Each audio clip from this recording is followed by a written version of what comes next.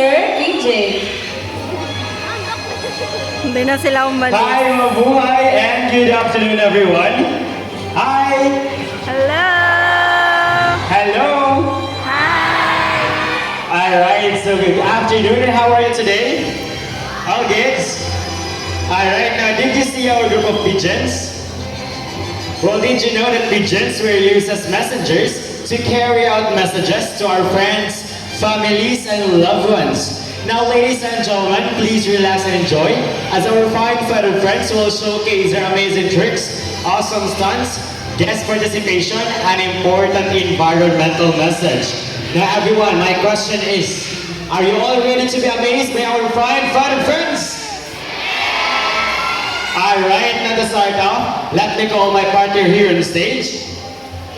Mr. Ramnek, together with our blue and gold macaw named Amigo. So Amigo originates from South America, but inhabits in the rainforest of Brazil. As Amigo is a very responsible bird, and he loves to see his environment clean. So we have here some sample Joshes, and let's see what Amigo will do. So first, he picks up the crumpled paper, walks all the way, open the bin and drop it inside. Good bird. Second, he picks up the can, walks all the way, open the bin and drop it inside. Lastly, he picks up the plastic cup, walks all the way, open the bin and drop it inside. Good bird. See, if the bird can do it, why can't we, right? So always remember to put your trash in the trash bins. As the saying goes, cleanliness is next to you. That's right, godliness. So Miko, together with his fine feathered friends, has something to tell us. What is it, buddy? Welcome to Cebu Safari's Bird Show. Now, ladies and gentlemen, from the jungle of South America, here comes our flying macaws.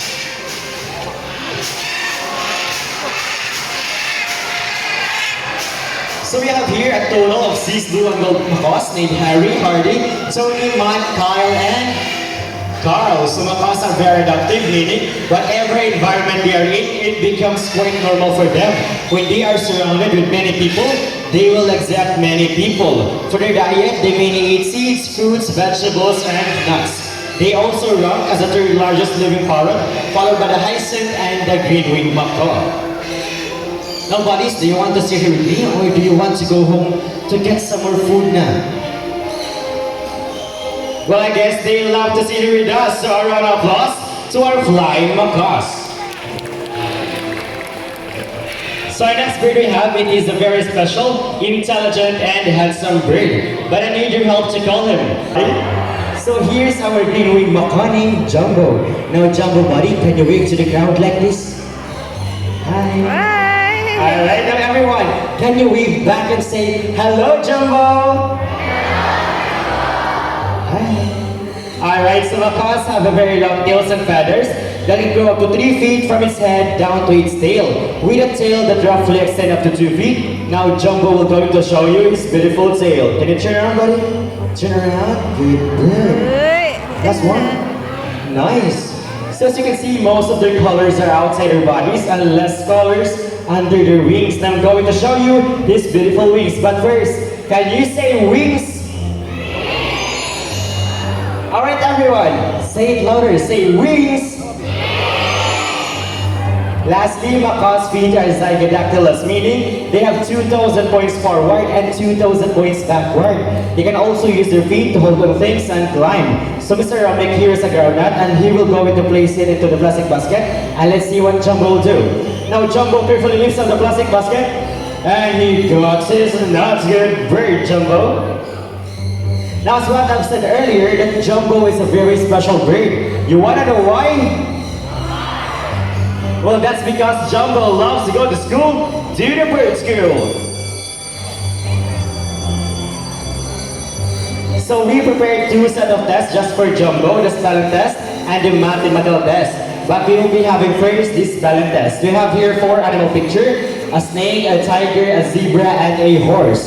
Now I want you to choose one animal picture. What would it be? Come on guys, say it louder. Alright, well I guess we're here the tiger. So let's have the tiger by Miss Jihan. So Mr. Irvin is arranging the jumbled letters. Let's go to Mr. Ramnek to ask some questions about Jumbo. So hi, Mr. Romnek. Good afternoon. How are you today? That's good to hear, Mr. Romnek. Now my first question about Jumbo, Mr. Romnek. Where did Jumbo originally came from? South America. South America, but I guess he loved to stay here in the Philippines, right? Yes. Alright, well I guess we're all set and ready. Now Jumbo buddy, take a good look at the picture and let's see if you can spell the tiger word correctly. So let's have the first letter. He picks up the letter T. Good word, Jumbo. How about the second letter? He picks up the letter I. Now for the third letter, buddy. He picks up the letter G. Good word. For the fourth letter, he picks up the letter E. Now for the last letter, buddy. Okay, take your time. No need to rush. Is it an R or a Y? Alright, still busy eating. Take your time, buddy. He picks up the letter R, so Tiger spells as T-I-G-E-R. Is it correct? Alright, now since Jumbo did well in the first test, we will make it more difficult. Let's have the mathematical test in addition form. Now I want you to choose two numbers from 1 to 10. You can raise your hands or hand signs. How about this side? Let's have some 5. How about this side? Higher than 5.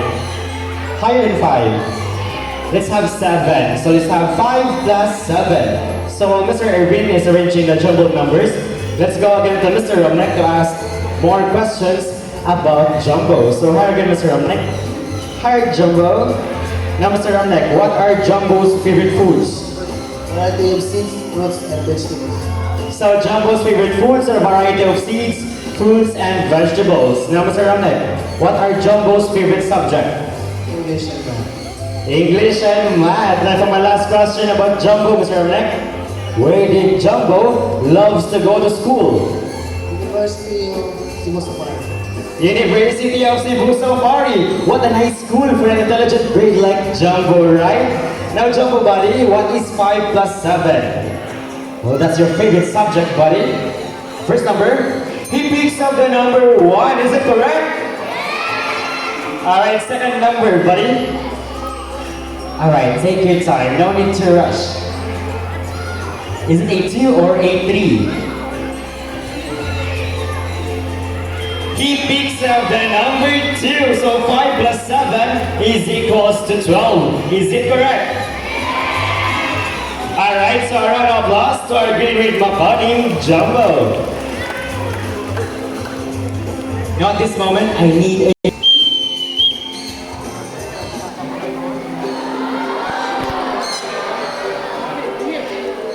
So Santiners, they are very playful, social, and have a very loud voice. They're also natives in the northeastern part of South America, just like Brazil and Venezuela.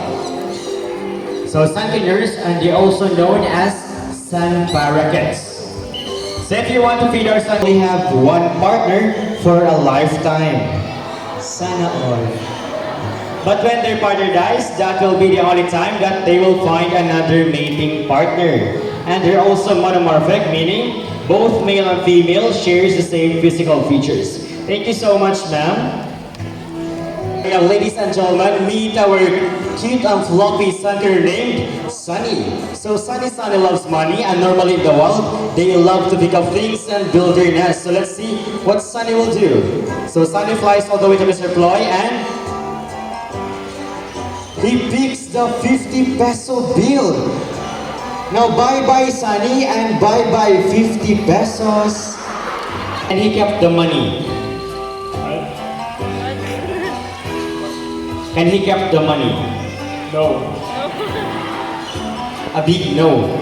But you enjoy the show? Yes. Did you really enjoy the show? Yes. Since you answered yes, we will do it one more time, but another 1,000 pesos. We'll do it one more time, but another 1,000. We accept GCash. Or card. Bank transfer will do. No, big no just sir. No, I'm just kidding. So I will help you get your money back. So are you ready to receive your 20 pesos? Yeah. 20? My 50 pesos. I guess it's 20. 20 peso coin. No, I'm just kidding. So all you have to do is to extend your right arm again and open your palm, just like that. Alright, so don't take extra movement and do not try to touch the bird, okay? Now Sunny loves seeds more than money. So can you come outside, Sunny? And let's return the money. So there you are, buddy. Alright, so Sunny flies back all the way to Mr. Ploy and he puts the 50 peso back. So a round of applause to our cute and floppy center named Sunny. Center is named Jack and Jill. Fly to the first one, to the second, made it to the third one. How about second try, Mr. James? Alright, what happened, Jill? Last one. Fly to the first one, to the second one, and Jill made a shortcut. But a round of applause to our playful centers named Jack. Cats are the largest and best known toucan species around the world. It has a white throat and black body that helps them camouflage in the rainforest. See, we have here again Mr. Amnek. He has a head full of fruits and he will go to toss it to Mr. Horn, and let's see how good he is at catching his food. Let's have the first try, Mr. Amnek. Whoops. Second try, Mr. Amnek.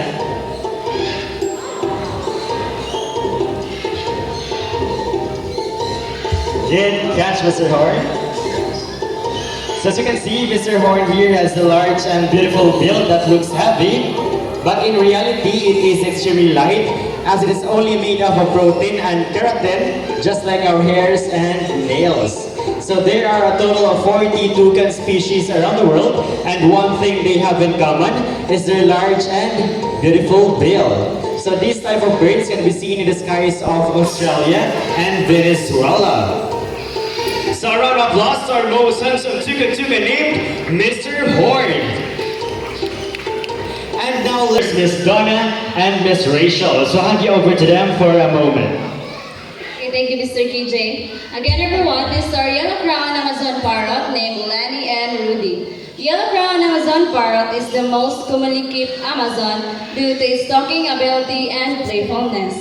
That's right. Mimic to copy sound what they hear every day. Okay, can you say hi?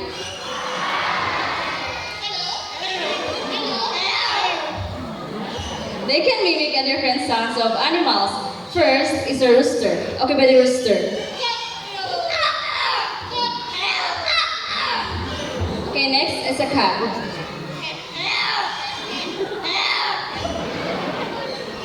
Rudy, can you bark? And also they can mimic a telephone ringing and a whistle. Okay, by the telephone. And the last one is whistle.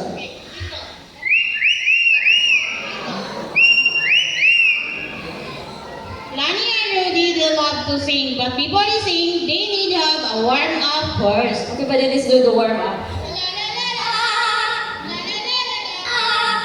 Next is the first song.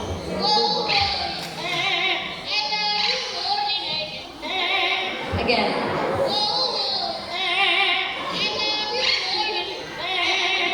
Okay, before the second song, let me ask first, who's celebrating their birthdays today or within this month? Okay, hi, happy birthday. And now listen carefully because Lani and Rudy will sing a happy birthday song. Okay, buddy, sing happy birthday.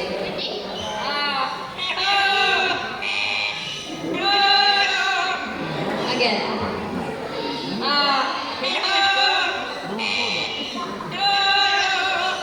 Last one.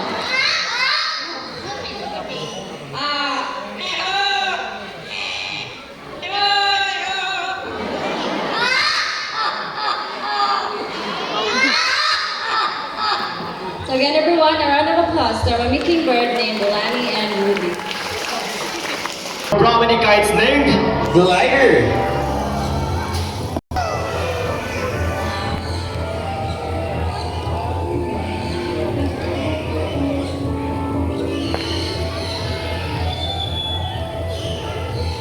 So Glider's age, he is 3 years old.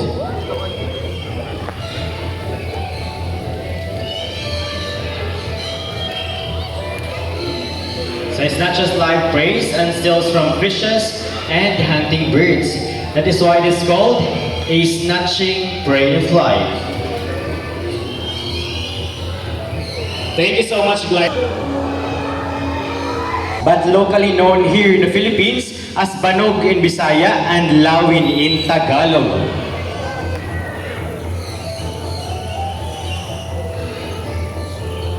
And Shadow's age. And if you are wondering about their colors, Glider's age, he's 3 years old, and Shadow's age, he's 1 year old. But when Shadow gets older, his color.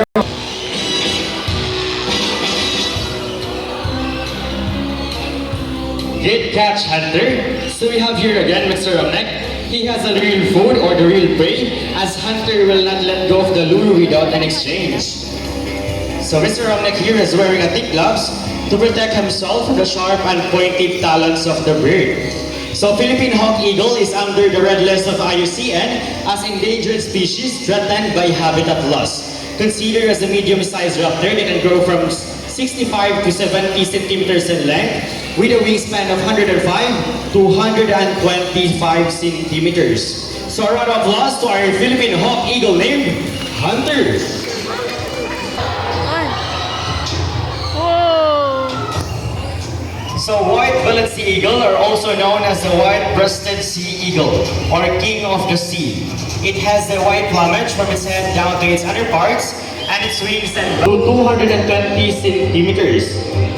So a round of applause to our white-bellied sea eagle named Marina. So before we totally end up our show, I would like to introduce to you the people behind the success of the show. My partner here on stage, Mr. Romnek, together with Marina, and our brace trainers. We have here Miss Donna and Miss Rachel. And yours truly, my name is PJ, and to make this more memorable, we have here the symbol of love, peace, prosperity, and harmony. Thank you so much, everyone. We hope you enjoy the show and enjoy the rest of the wild.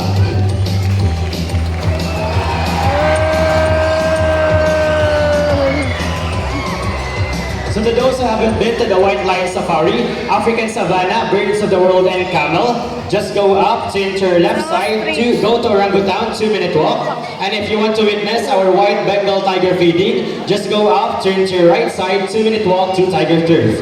And if you want to take pictures of our photograph birds, just form a line here at the center, and we have here official photographers, the View True.